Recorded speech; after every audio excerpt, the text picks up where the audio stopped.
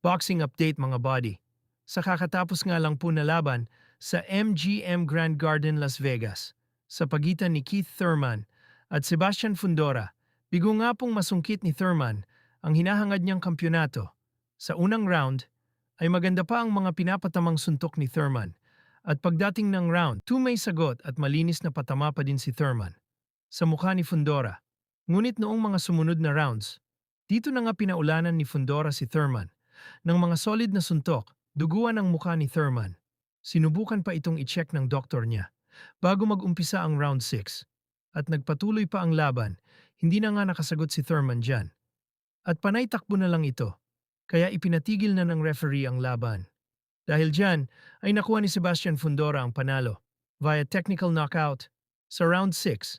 Nananatili pa din champion sa WBC Super Welterweight si Fundora.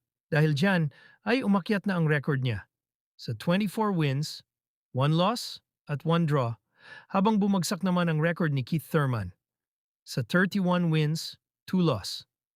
Yan na po ang ikalawang talo niya sa professional boxing career niya.